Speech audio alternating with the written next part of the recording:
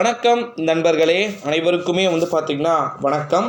தேர்தல் ஆணையம் அந்தர்பல்ட்டி அதிரடியான ஒரு தகவல் ஒன்றை பார்க்க போகிறோம் நண்பர்களே. குறிப்பாக பார்த்திங்கன்னா, கேட்கின்றவர்கள் கேணையாக இருந்தால் கேரம் போர்டை கண்டுபிடித்தது பார்த்திங்கன்னா அப்படின்னு சந்தானம் ஒரு படத்தில் டைலாக் ஒன்றை கூறுவார். அதுதான் பார்த்திங்கன்னா எனக்கு ஞாபகம் வருகிறது நண்பர்களே. குறிப்பாக பார்த்திங்கன்னா, தேர்தல் ஆணையம் அப்படின்றது ஒரு அந்தர்பல்ட்டி அரசியலை பார்த்திங்கன்னா அடிக்க வாய்ப்புகள் இருக்கு.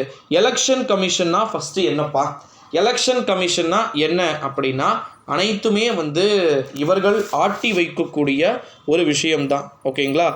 தேர்தல் ஆணையத்துடைய செயல்பாடுகள் அனைத்துமே பார்த்திங்கன்னா தேர்தல் ஆணையத்துடைய செயல்பாடுகள் ஒரு புறம் ஓபிஎஸ்ஸுக்கும் இன்றைக்கி கூவுகிறார் ஒருவர். எப்படி சொல்கிறது, இவரெல்லாம் எப்படி தான் ஐபிஎஸ் படித்தார்னு எனக்கு சத்தியமாக தெரில. இதுலேருந்து தெரிஞ்சு ரெக்கமெண்டேஷன் பண்ணியிருக்கிறாங்க அப்படின்னு சொல்லிட்டு. என்ன ப்ரோ சொல்கிற அப்படின்னு கேட்டிங்கன்னா, ஜூன் 4ஆம் தேதி மதியம் 11 மணி 12 மணிக்கே பார்த்திங்கன்னா அதிமுக டிடிவி தினகரன் கையில் பார்த்திங்கன்னா வந்துடும். என்ன அது இதெல்லாம் பார்த்தா நம்புற மாதிரியா இருக்குது. கிட்டத்தட்ட பார்த்திங்கன்னா ஓகேங்களா, நல்லா புரிஞ்சுக்கோங்க. டிடிவி தினகரனே ஒரு திருடன், உங்கள் அனைவருக்குமே தெரியும் அப்படின்னு நினைக்கிறேன். அவரே குற்றம் செய்து சிறையிலிருந்து வெளியே வந்தவர், உங்களுக்கே தெரியும் அப்படின்னு நினைக்கிறேன். ஓகேங்களா? இந்த ஒரு சூழ்நிலையில் தான் ஓபிஎஸ்ஸோ ஓகே, இபிஎஸ்ஸோ ஓகே, டிடிவி தினகரனுக்கு போய் அண்ணாமலை ஊழலற்ற ஆட்சின்னு சொல்லிட்டு அண்ணாமலையை நம்முடைய டிடிவி தினகரனை கூட வச்சுட்டு பேசுகிறீங்க பார்த்தீங்களா? ஸோ இருக்கத்துலேயே பார்த்திங்கன்னா இதுதான் ரொம்ப ரொம்ப ஒரு மட்டமான ஒரு விஷயமா பார்த்திங்கன்னா இருக்கிறது. ஏன்னா எலெக்ஷன் கமிஷனை பொறுத்த வரைக்கும் நிச்சயமாக இப்போ அங்கே டிடிவி தினகரன் ஓபிஎஸ் இருக்கிறதுனால தேனியில் உண்மையிலே பார்த்திங்கன்னா லீடிங் எடுக்க போகிறது டிடிவி தினகரனாக இருக்கலாம், பிரச்சனை இல்லை.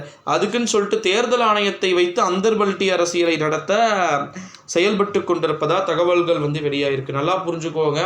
இப்போ டிடிவி தினகரனோ அல்லது ஓபிஎஸ்ஸோ இல்லை மற்றவர்களோ இருக்கலாம், பிரச்சனை கிடையாது. ஆஃப்டர் எலெக்ஷன் முடிஞ்சதுக்கப்புறமா என்ன பண்ணுவீங்க கொஞ்சமாவது யோசித்து பார்த்துக்கோங்க. ஓகேங்களா? 100% பார்த்திங்கன்னா திமுக 2024ஆம் ஆண்டு நாடாளுமன்றத்துடைய தேர்தலில் தமிழ்நாட்டில் பெருமளவு தொகுதிகளை வெல்லுவதற்கு வாய்ப்பு இருக்குது. நல்லா புரிஞ்சுக்கோங்க, பெரும் அளவு தொகுதிகளில். ஓகேங்களா? ஏகபத்த தொகுதிகளை வெல்வதற்கு வாய்ப்புகள் இருக்குது.